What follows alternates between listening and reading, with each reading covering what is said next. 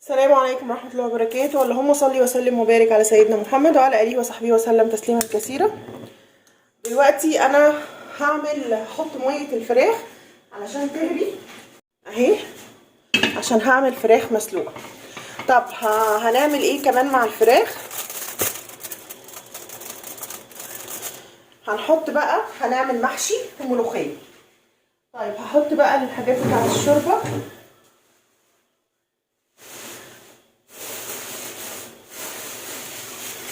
احط ورق لوري،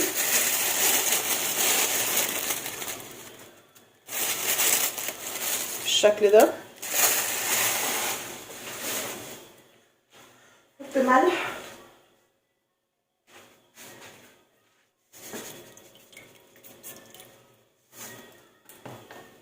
وهحط فلفل اسود،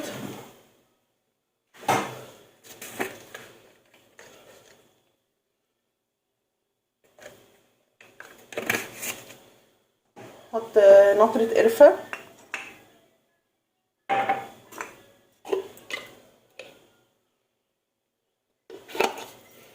وهحط حبة سكر.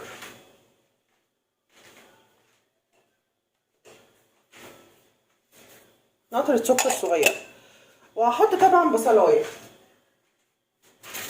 اهي، هقطعها كده ايه قطع كبيرة عشوائية للشوربة تديني طعم فيها. تمام. هحط حبة زر ورد وكده اهي، دي اسمها بهارات شوربة. تمام. وهحط واحدة مستكة، 2 3 كده اهو، دي لشوربة الفراخ.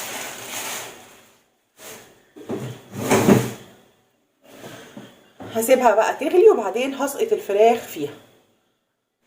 هنقل الفراخ على الناحية التانية عشان نعمل مع بعض تغذية المحشي.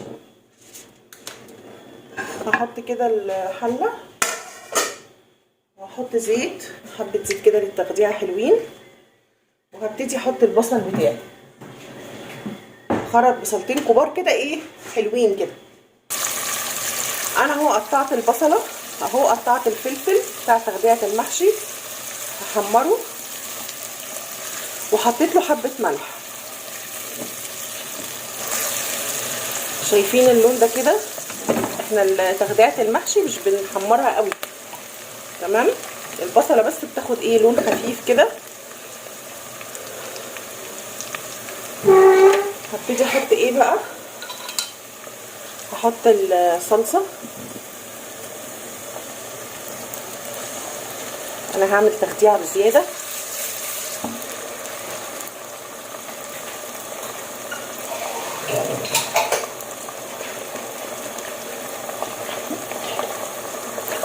اهي،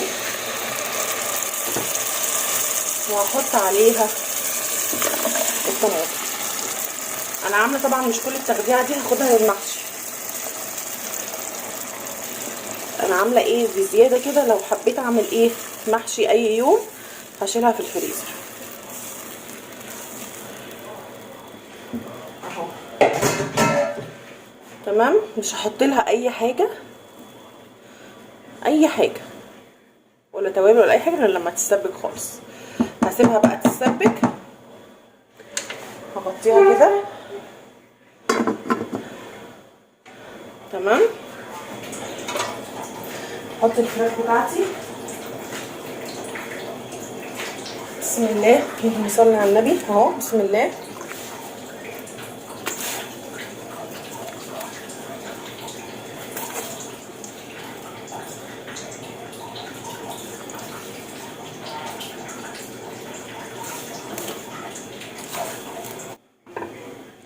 احط بقى الفراخ هنا تستوي. الفراخ بتاعتي طازه ومتنضفه وزي الفل.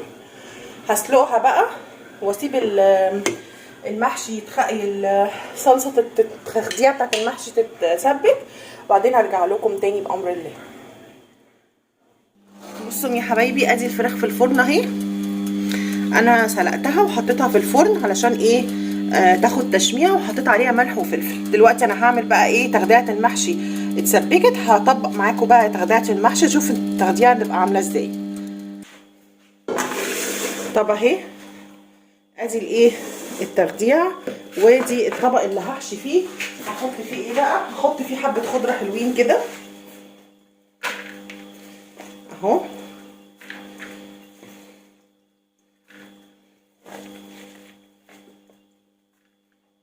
عشان ايه؟ يدوا طعم حلو للمحشي. طيب هحط الرز، حطيت الرز اهو اهو. هحط بقى كمون بالشكل ده اهو. انا ما حطيتش اي توابل فيها، فانا بقى هحط توابل من اول وجديد. هحط حبه بن اهو، حبه بن صغيره بالشكل ده كده. طيب هنحط ايه تاني بقى؟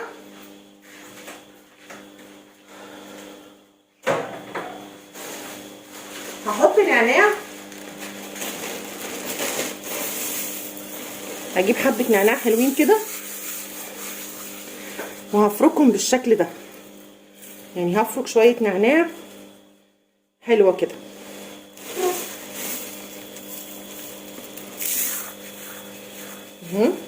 هيديله بقى طعم تحفه. تمام. هحط فلفل اسود معلقتين اهو. طيب هحط ايه كمان؟ هحط بهارات وكزبره، هحط حبه كزبره حلوين بالشكل ده كده، حوالي معلقتين كبار.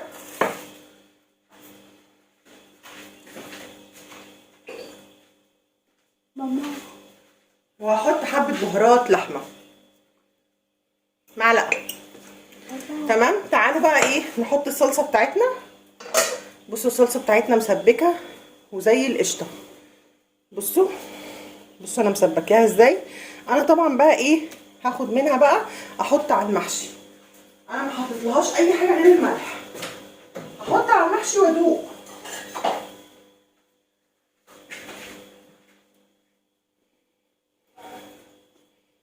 بالشكل ده كده. هي طبعا التخديعه سخنه،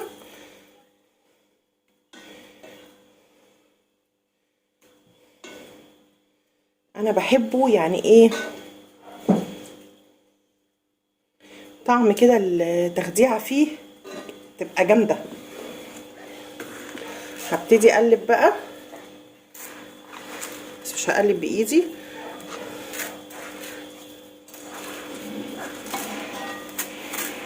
هو تقريبا هياخد التخديعه كلها لان انا عامله كميه.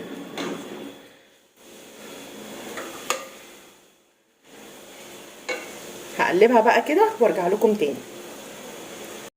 انا دلوقتي حطيت الصلصه كلها، قلبتها بالتخديعه كلها في بعضها كده، وهبتدي ان انا احشي المحشي. تمام. انا الجزء ده لقيت فيه دوشه كتير جدا، فقلت ان انا ايه اسجله بصوتي وكده. ادي المحشي قدامكم اهو، فانا هحشيه وهرجع لكم بقى الحله محشيه وجميله، وكان البتنجان متقور وكان جميل جدا. طيب انا هنا عملت المحشي اهو. طب انا فضل معايا ايه حبه خلطه، هسويهم زي كل مره ما بنسويهم. تمام. هحط ورق الفويل كده بالشكل ده، وهحط حبه الرز الصغننين دول.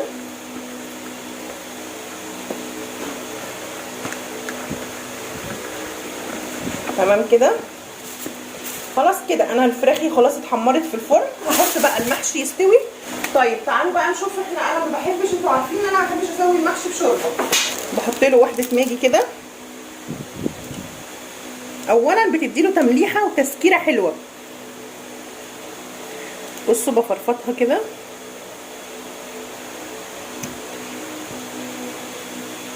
اهي. تمام. وبحط الرز ده على الوش بالطريقه دي كده علشان ياخد البخار ويستوي. هحط له بقى الميه بتاعته، مش هملاها قوي يعني يا دوبك كده تبان. ادي يا جماعه الفراخ اهو. بصوا بعد ما اتحمرت حمرناها ودخلناها الفرن، يعني هي بعد ما خرجت من الفرن. وده المحشي يا جماله يا جماله على المحشي. بصوا المحشي ده كان اكلي زي ما انتم شايفين، المحشي والفراخ وكده. يا رب كده ايه دايما كده نكون مع بعض، وما تنسونيش في اللايك والسبسكرايب والشير. والسلام عليكم ورحمة الله وبركاته. اللهم صل وسلم وبارك على سيدنا محمد وعلى آله وصحبه وسلم.